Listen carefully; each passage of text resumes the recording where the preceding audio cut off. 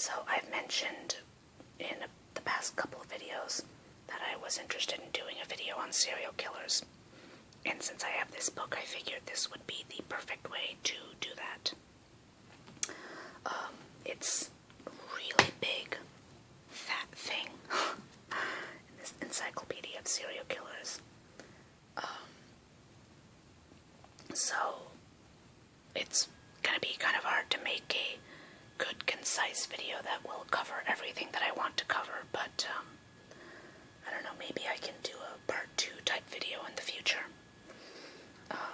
This is the Encyclopedia of Serial Killers, 2nd edition by Michael Newton. And if you have no interest in listening to me talk about disturbing things, or potentially disturbing things, such as cannibalism, sadism, sexual fetishes, stuff like that, then I'd say turn away now, because delving into the mind of a serial killer is quite disturbing. So let's see what we find.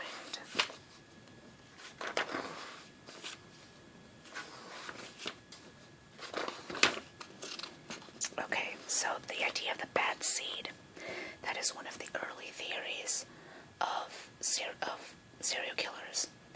That is the idea of the natural born killer.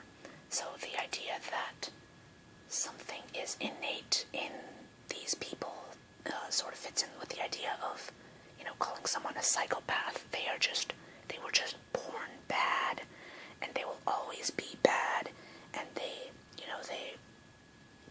have problems with impulse control and stuff like that. So it's part of, I guess, the nature versus nurture debate. This is the nature side. So they were born this way, and there's nothing they could do. They are just destined to be bad for the rest of their lives. And that, on top of that, there's nothing we can do to help them. This is one of the more famous serial killers, Elizabeth Bathory, or Elisabeth. I don't know if I'm pronouncing that right, but she was a late 1500s Hungarian countess who was well known for, she's the woman who, according to legend, bathed in the blood of young virgin girls, because she believed that that would make her immortal or keep her young forever. But really, that may just be a fictionalization, because she was really an extreme sexual sadist, where she would sexually torture her victims, many of which were young girls and virgins, because she is believed to have been a lesbian. But anyway, that's her story. David Berkowitz is also known as the Son of Sam. He is called that because after multiple press articles declaring him to be a woman hater, he wrote a letter to the police that is listed down here. I am deeply hurt by your calling me a woman hater. I am not, but I am a monster. I am the Son of Sam. I love to hunt, prowling the streets looking for fair game, tasty meat. The women of Queens are the prettiest of all. And again, he killed, as he says there, women in Queens of New York. So, there we go. There are a few duos. That's also a pretty common thing, where two men go out serial killing together. So there's Kenneth Bianchi and Angelo Bono are one of the more well-known duos. Let's see. There's the idea of the Black Widow, and the lesser-known, the Bluebeard Killers, which are women and men, respectively, who will kill their lovers or wives or husbands or fiancés, girlfriends, boyfriends, idea of the Black Widow is more well known, especially among, I guess, pop culture. Just the idea of a woman who will kill her husbands and just sort of kill and remarry and kill and remarry, oftentimes for monetary gain or life insurance or inheritance or something like that. Although, usually, not always the only motive. Sometimes there are other motives, such as one woman, Nanny Doss, would kill because it was sort of in search of true love, because I believe that was in a time when divorce was either impossible or very difficult. So she would just kill each husband when she was no longer satisfied with him. Let's see. Bombing and serial murder. There's a bit of a section on this, but the most well-known bomber would be the Unabomber, or I think university and airport bombings, which is what he did. And he was a conspiracy theorist.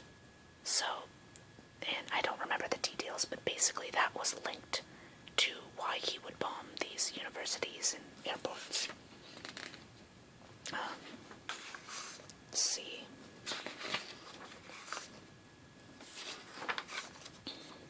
Ted Bundy, another one of the really well-known serial killers.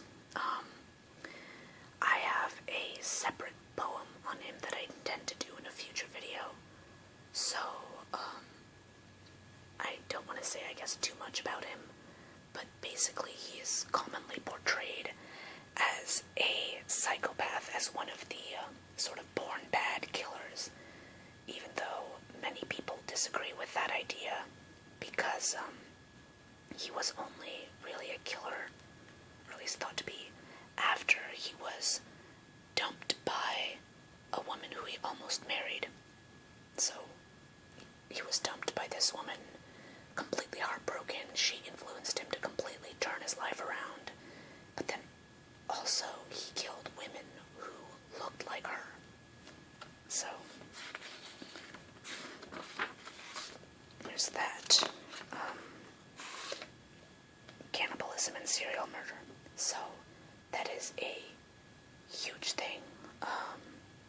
That is, again, there's a lot of information on that here, but I guess the biggest thing is just that the primary reason that serial killers will cannibalize their victims is because it's sort of a way of keeping a permanent trophy, because a lot of serial killers do like to keep trophies of their victims. That's why there are so many stories of serial killers where you find like a head or a heart in their refrigerator, or some bodies buried in the basement or something like that. They like keeping trophies, and by consuming their victims, it's sort of keeping a part of them with them forever. And on top of that, it's sort of an easy way to get rid of evidence. Obviously, if you've consumed your victims, then there's at least the flesh is no longer left, so you don't really have to worry about that as much, and it's, I guess, just easier to get rid of. Let's see.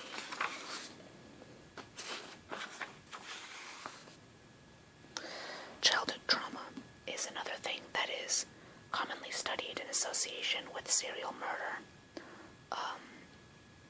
It sort of goes against the idea of the bad seed, so this is the more nurture aspect of that discussion, of the nature versus nurture debate.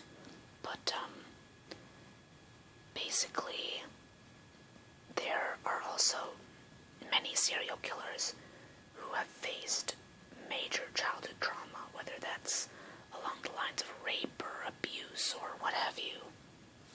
And especially when it's very early, for example, very early in life, when a child is just learning about attachment and bonding with other people, if there are extreme problems going on, like I said, like abuse, then it can make it impossible for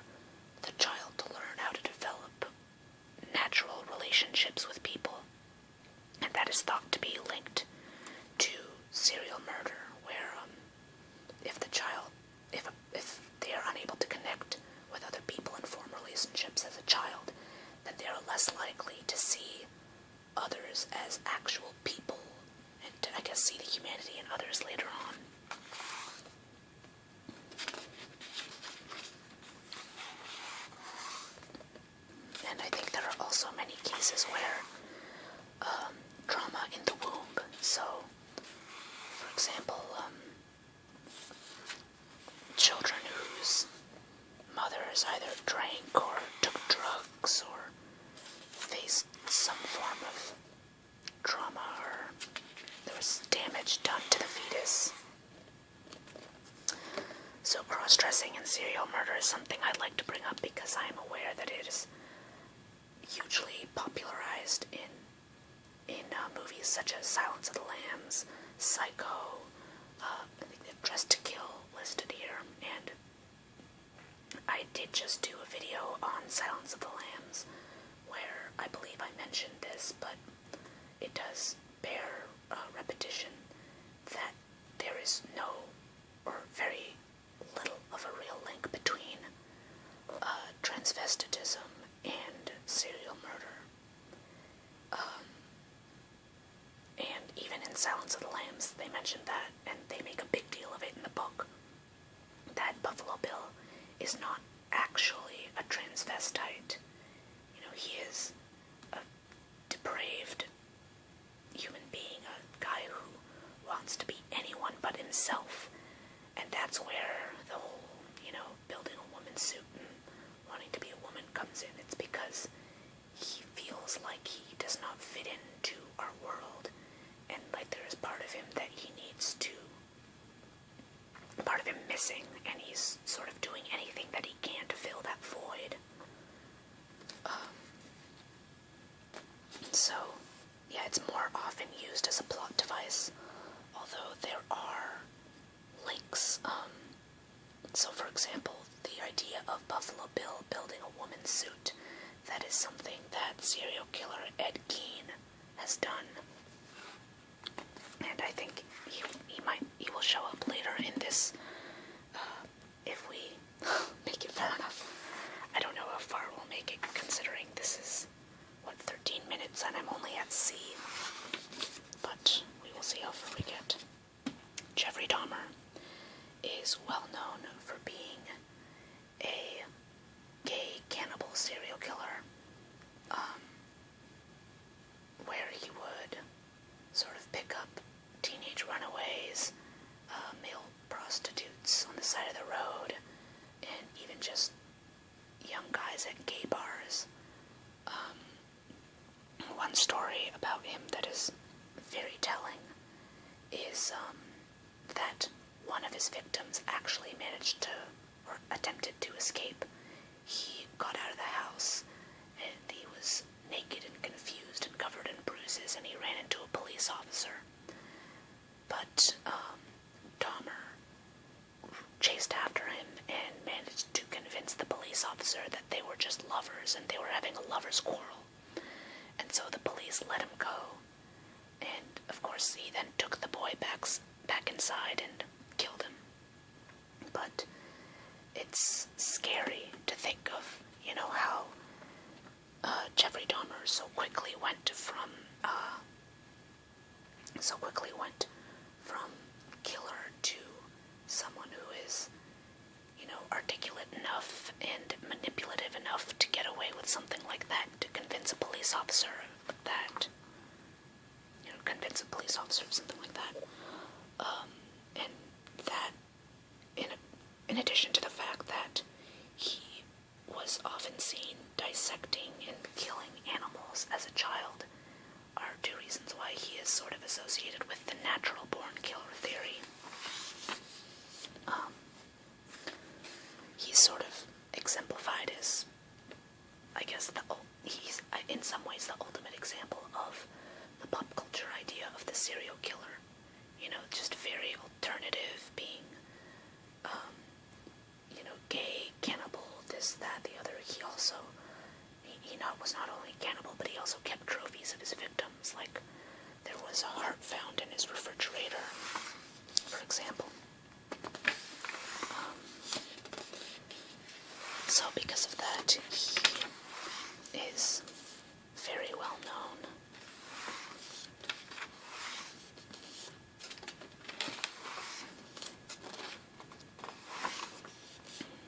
Albert Fish.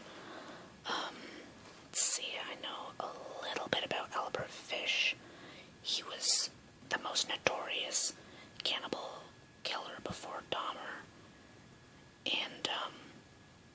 he was known for preferring the taste of children. So he was known as, I think he was known as the Vampire of Brooklyn. And he's sort of where, at the time, I think it was, early 1900s, he became such a popular name that he was what children were threatened with, sort of like, now people will say you'll be abducted and killed and stuff like that. Albert Fish popularized that whole idea. Kids during that era were told, oh, if you are out too late, you'll be taken by Albert Fish. He was sort of the boogeyman in that sense.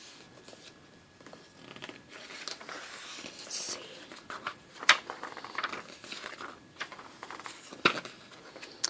John Wayne Gacy is another big one, another example of how someone can seem so normal on the surface and be a serial killer underneath. He was a huge part of his community, involved in politics and stuff like that. And he had a wife and a family, but he was,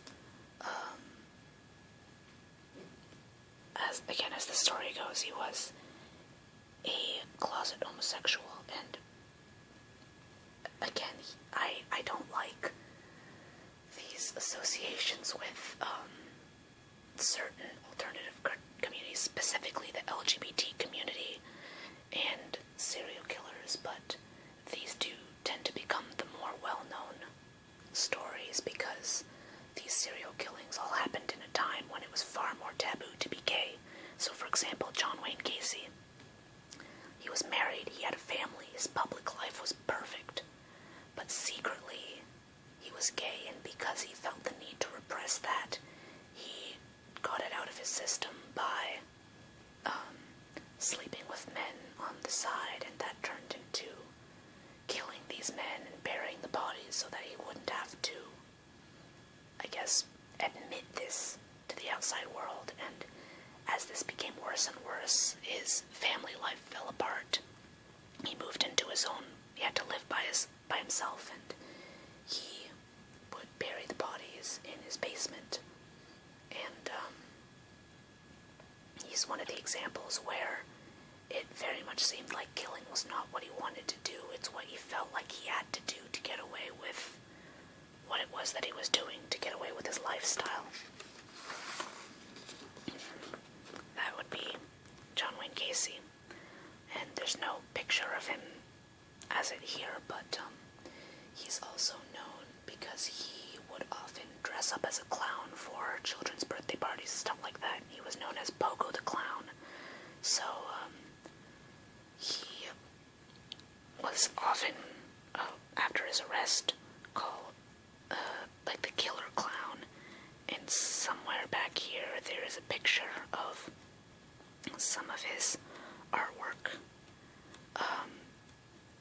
Because while he was in prison, he painted, and he just did a lot of artwork and paintings and sketches and stuff involving clowns, and they all sold for a lot of money just because he became so famous through this. So, there we go. One of his clown paintings, which actually really good artwork. It's kind of a shame that, this is what I guess it took, but anyway. Let's see. Ed Gein. He is the serial killer who inspired a lot of popular stories. So he inspired Psycho. He inspired Silence of the Lambs. Like I mentioned, he had made the woman suit. He was known for, like I said, his story is very similar to the stories of the killers in Psycho and Silence of the Lambs. Texas Chainsaw Massacre also inspired that. But the was a transvestite. He tried to make this woman's suit. He did all sorts of other things with the bodies of his victims, like, I don't want to say specifics because it's just very crude, but, he would make other things out of various body parts of his victims, and he did mostly kill young women because, of course, he was putting together this woman's suit. Let's see.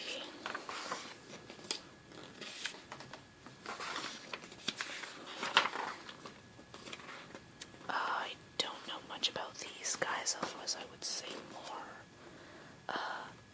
Belle Gunness is sort of known as the first Black Widow of the 20th century, but I sort of covered the Black Widow thing.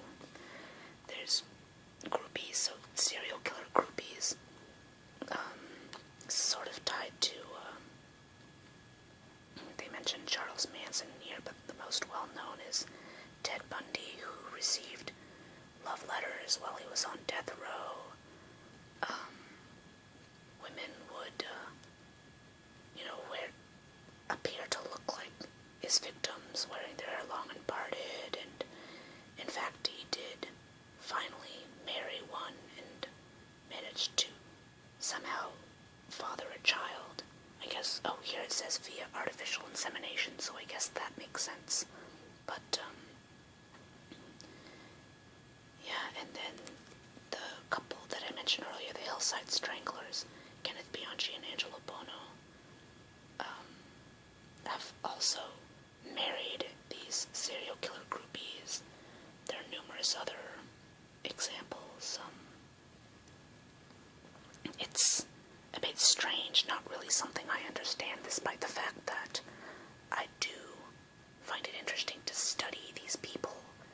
Just the idea of, I don't know, it's almost like fetishizing this idea of serial killing, which doesn't really appeal to me. I mean, it's one thing to say that this person is physically attractive, but it's another thing entirely to fetishize them, and I saw that a lot with certain recent events, such as the Boston bombing, the Colorado shooting, these spree killers, as they're called,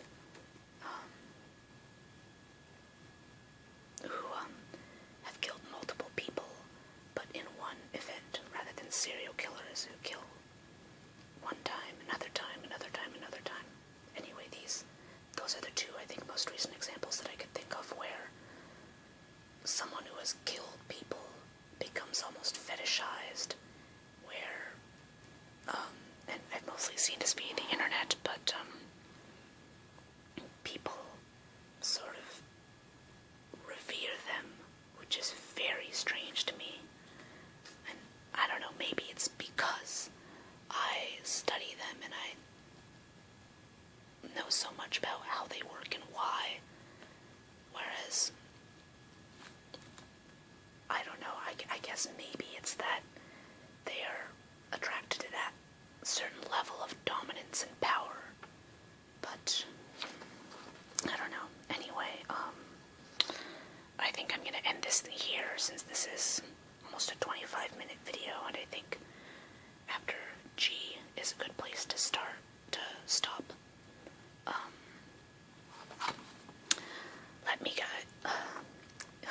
Let me know if you guys want me to do more stuff on serial killers.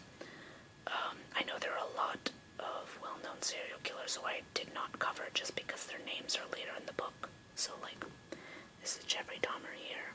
This over here is Eileen Wuornos, who is a female serial killer who I would say is probably the most well-known female serial killer alive, aside from Elizabeth Bathory.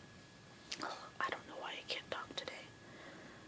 I don't know who this guy is. I think he's just like a lawyer or a criminologist or something.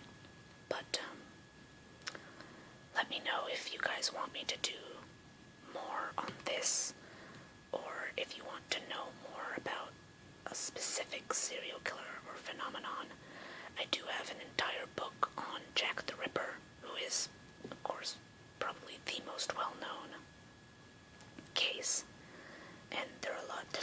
interesting stuff involving him, so I kinda might save him for his own video, if you guys are interested in that. But, yeah, I hope you guys learned a lot, and I will see you guys next time.